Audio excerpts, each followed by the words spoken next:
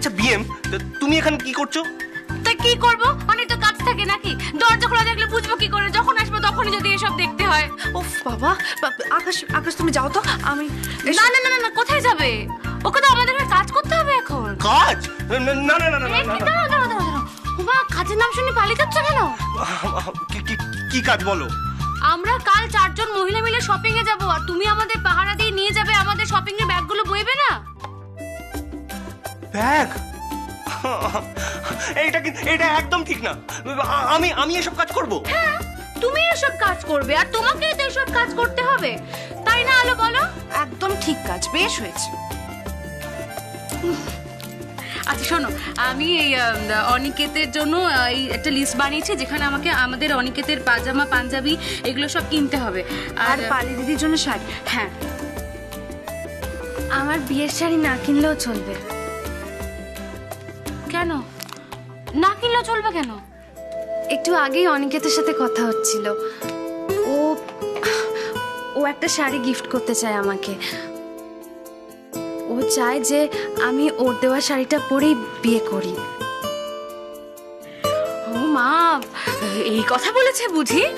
আমি তো ভেবেছিলাম তোমার বর খুব কিপটে। এমা না না, ও একদম গিফটে নয়, ও বলেছে যে তোমাদের সকলের জন্য গিফট কিনতে চায়। আলো দেখেছো, এখন থেকে বরকে নিয়ে গিফটে বলেছি বলে মেয়ে কিরকম ফোঁস করে উঠছে। পালি দিদি, আমি বলি কি, তুমি অনিকেত বাবুকে ফোন করে বলে দাও সবার জন্য গিফট কিনে টাকা নষ্ট করা কোনো দরকার নেই। যদি কিনতেই হয় তাহলে মা, কাকিমুনি আর জ্যাঠাইমার জন্য প্রণামী হিসেবে কিছু কিনলেই হবে। সে যখন তোমরা কালকে যাবে একসাথে শপিং করতে, তখন তোমরাই বলে দিও।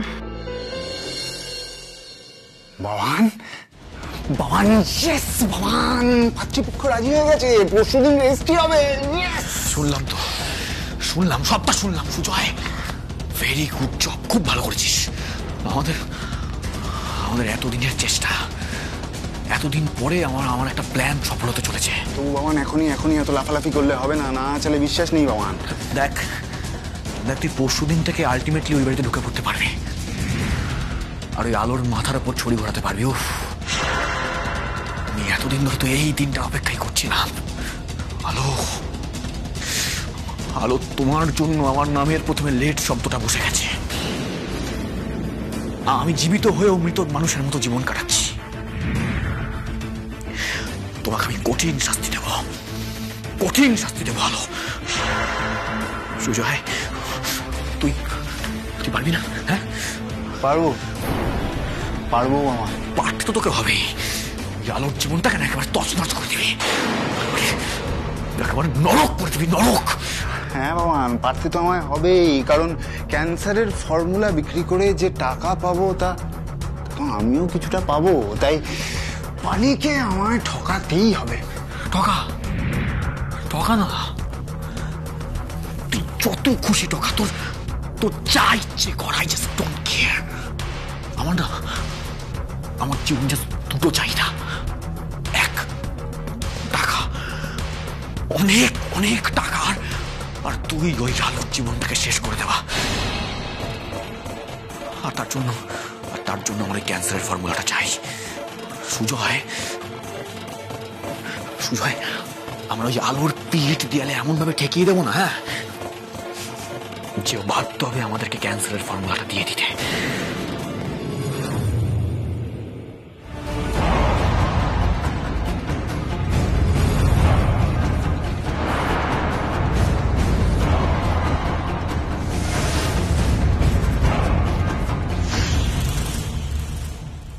দিদিভাই, আই এম রিয়েলি সরি রে।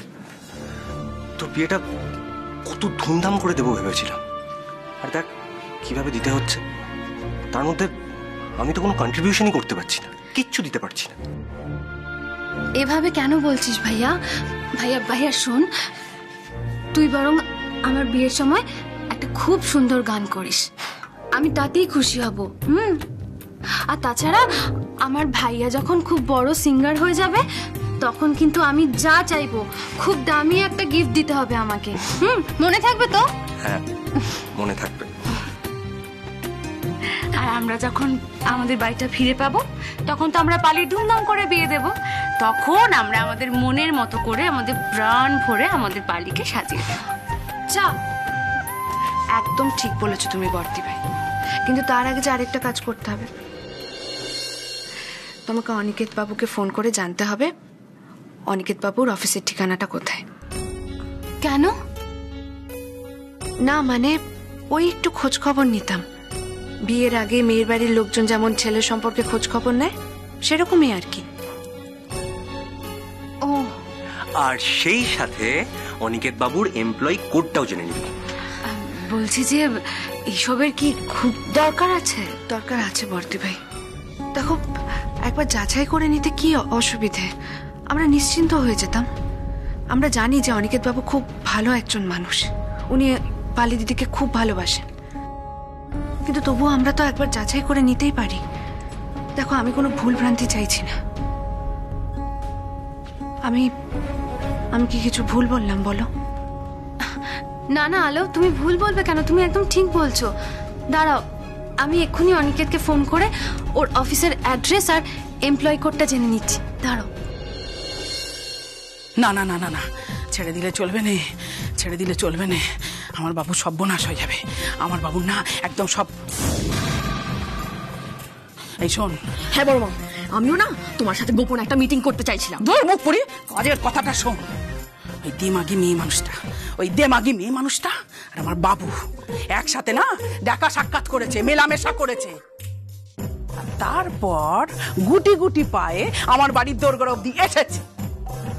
আর তারপর আলাদা আলাদা করে বাড়ির ভেতরে ঢুকলো, যাতে আমার চোখে ধুলো দেয়া যায়, যাতে আমি রাগারাগি না করি তার জন্য। ওই বাবুদা তোমাকে খুব ভয় পায় তো? ভয় পেলে চলবে? শুধু ভয় পায় নেই, আমার বাবু না আমাকে খুব ভক্তি শ্রদ্ধা করে। হ্যাঁ, তবে জানিস বাসন্তী, আজকাল না ওই বাবুর হাব ভাব না আমার একদম ভালো ঠেকছে নেই। কেন কেন কেন বড় মা? কেন আবার কি? এই দেমাগি মেয়ে মানুষটা, ওকে না আমি একদম বিশ্বাস করিনি। ও হাজার একটা ছলা কলা জানে, জানিস? ঠিক বলেছো বড় মা। দেখ না, ওই সকালবেলা রোজ দিন সকালবেলা উঠে ওই কি সব ফ্যাশন ট্যাশন করে না, ওর কলেজে যাবে। আর আমার আমার বাবু তো অফিসে যাবে রে। ও বাসন্তী, আরে বাসন্তী, কি হবে ওরা যদি নিজেদের মধ্যে মেলামেশা করে, দেখা সাক্ষাৎ করে?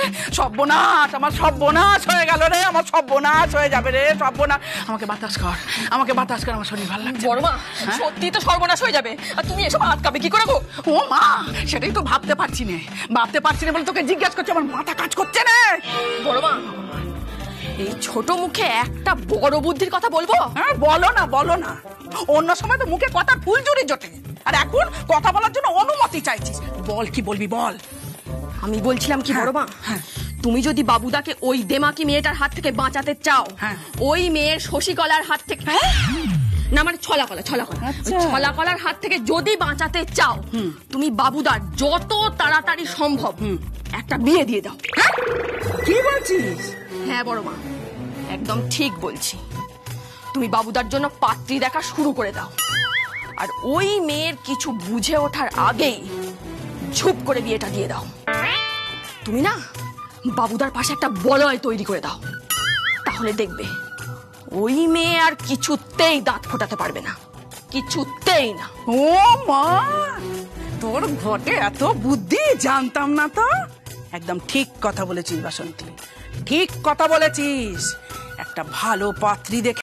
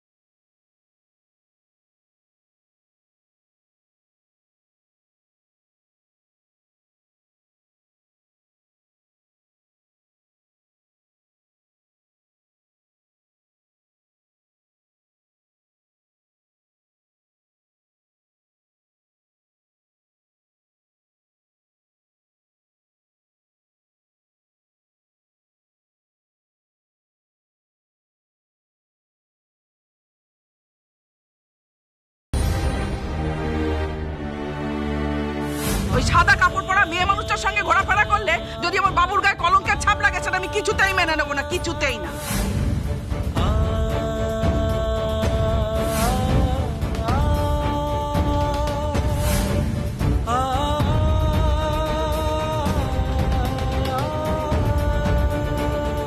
আমি না চাইনি যে আমার ছেলের ওপর এরকম একটা মেয়ের ছায়া পড়ুক, চাইনি, বুঝেছ?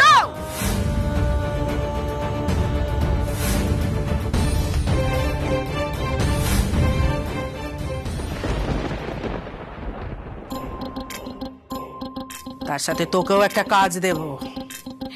কি কাজ? কাল থেকে অষ্টপ্রহর সারাদিন সারাক্ষণ ওই পাজি মেয়েটা আর আমার বাবু এরা কি করছে, গল্প করছে কিনা, মুখোমুখি পাশাপাশি বসছে কিনা সব নজর রাখতে হবে। আর ওদের ওই দুটো চোখে ভালোবাসাবাসি প্রেম পীড়িত আছে কিনা সেইটাও নজর করতে হবে তোকে। কিন্তু বড় মা, এই দূর থেকে আমি কি করে নজর করব? তাহলে তো কাছাকাছি যেতে হবে। কাছাকাছি যেতে হবে, দূর থেকে চোখের ভাষাটা পড়বি আর আমাকে সে সব বলবি। ঠিক আছে বড় মা। আমি এই সর্বনাশ কিছুতেই হতে দেব না, কিছুতেই হতে দেবে না। ওই পাজির পাঝাড়া ছায়া, ওই মেয়েটার ছায়া আমার সৎ চরিত্রবান বাবু, তার ওপর আমি কিছুতেই পড়তে দেবো না, কিছুতেই। এই শোন বাসন্তী, আমি ওই কাল থেকে আমি উপোস করব, উপোস। হ্যাঁ, ওই বাবুর নামে আমি করব, মানত করব, করে আমি ব্রত উদযাপন করব। আমি ওই নীল ষষ্ঠীর উপোস করব। হ্যাঁ, নীল ষষ্ঠী তো চৈত্র মাসে হয়, আর এটা তো কার্তিক মাস। তুমি এই অসময়ে নীল ষষ্ঠী কি করে করবে? এই বেশ করব, আমার মন চাইছে আমি তাই করব, যা ইচ্ছা তাই করব। তোর কি রে? তুই কাল থেকে ওই 500 গ্রাম করে 5 রকমের ফল বাজার থেকে এনে দিবি। যা, দূর হ, চোখের সামনে থেকে বিদায় হ, যা। শোন, এই গোয়েন্দাগিরিটা কিন্তু কাল থেকে চালু করতে হবে, কথাটা মাথায় রাখিস। যা, আমি ছাড়বো না, আমিও কিছুতেই ছাড়বো না। আমার নামও শশীকলা।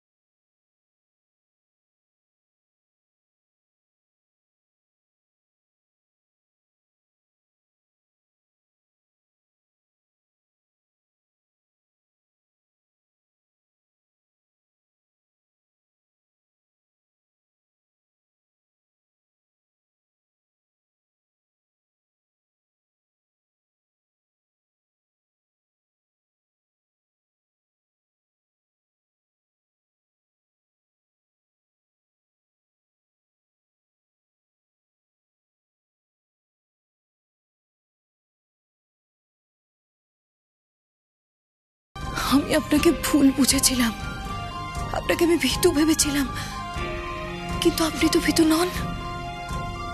এতটা সাহস, সততা, সত্যি তো বহুদিন আমি কারোর চোখে দেখিনি।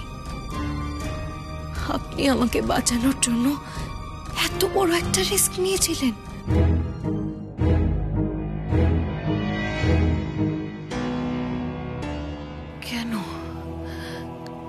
কেন আমি তো খুব খারাপ। আপনাকে উঠতে বসতে কথা শোনাই, অপমান করি, আপনার সাথে তো আমি সবসময় ঝগড়া করি, তবু আপনি আমার জন্য এতটা লড়াই করলেন কেন?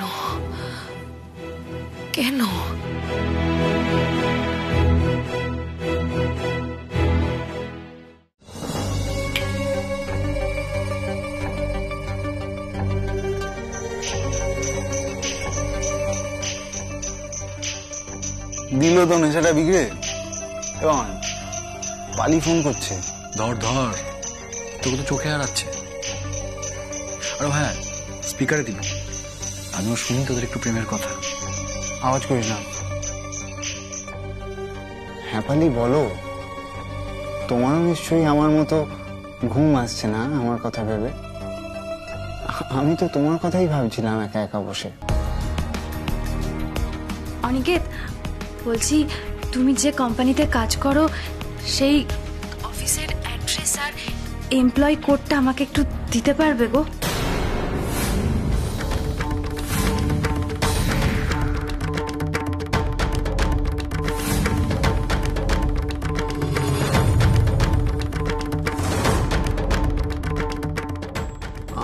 আমার আমার অফিসের এমপ্লয়ি কোড কেন কেন বলো তো?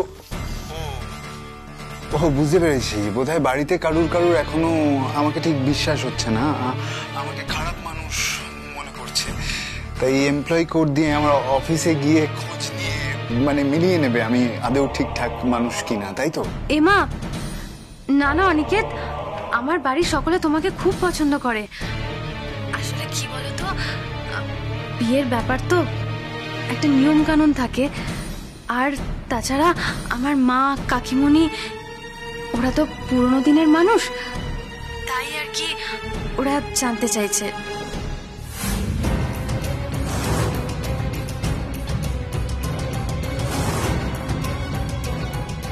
ঠিকই জিজ্ঞাসা করছিলেন, ঠিক জানতে চাইছিলেন। আজকালকার দিনে যা সমস্ত হতে পারে আমি একজন খারাপ মানুষ, গুন্ডা বদমাইশ হতেই পারে। এ বাবা প্লিজ তুমি এভাবে বলো না অনিকেত, রাগ করো না। আলো জাস্ট তোমার অফিসে একবার যাবে, খোঁজ খবর নেবে। আরে বাবা খোঁজ খবর নিক না, নিতে দাও না। আমি জানি অফিসে তোমাকে সবাই খুব ভালো বলবে।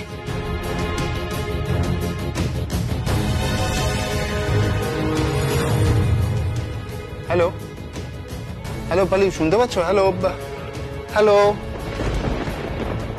Hello hello hello hello.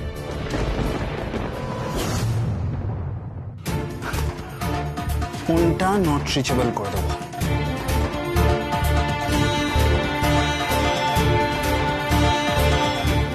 এবার আমিও দেখি কাকে ফোন করে আমার অফিসের এমপ্লয় কোড জোগাড় করে।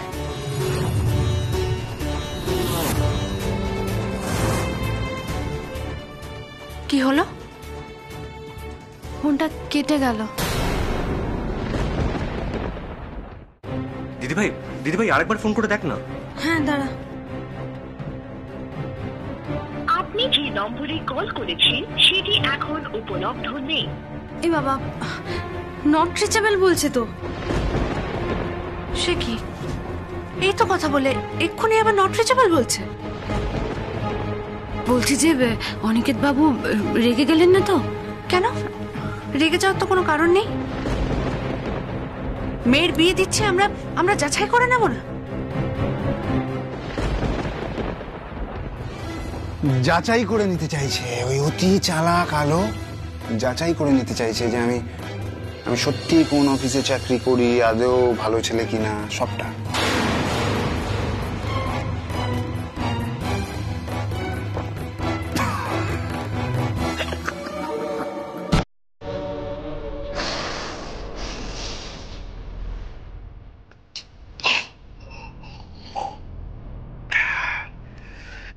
তোর হবু শ্বশুরবাড়ির লোকেরা তোর অফিসে গিয়ে খোঁজ নিতে চাইছে, তা নিক না। তুই ওদের কোড নাম্বারটা দিয়ে দে, তোর অফিসে গিয়ে খোঁজ নিক। দেবো নিশ্চয়ই দেবো, কিন্তু কি জানিস তো, বোকাদের একটু খেলিয়ে বোকা বানাতে না যে কি আনন্দ লাগে। দাঁড়া ফোনটা ঠিক করি।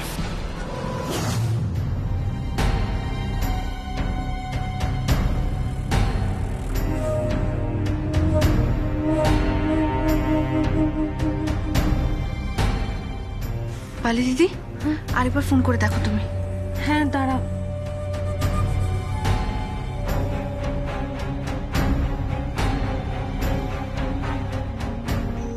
এই দেখ আবার আম্রপালি ফোন করছে। বাবা তোর প্রেমে তো একেবারে হাবুডুবু খাচ্ছে রে। হ্যাঁ সে আর বলতে, দা ফোনটা ধরি। হ্যাঁ পালি বলো, হঠাৎ করে আসলে সিগন্যাল চলে গিয়েছিল। ও আচ্ছা, তাই নট রিচেবল বলছিল। আসলে আলো ওই আমার অফিসের এমপ্লয় কোডটা জানতে চাইছিল না। আমি কাল সকালের মধ্যে তোমাকে টেক্সট করে দিচ্ছি, তুমি আলোকে বলো গিয়ে খোঁজ নিয়ে আসতে, ঠিক আছে? আচ্ছা ঠিক আছে, তাহলে আমি রাখি এখন। ঠিক আছে।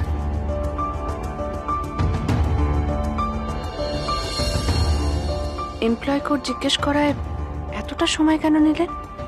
কোনো গন্ডগোল নেই তো?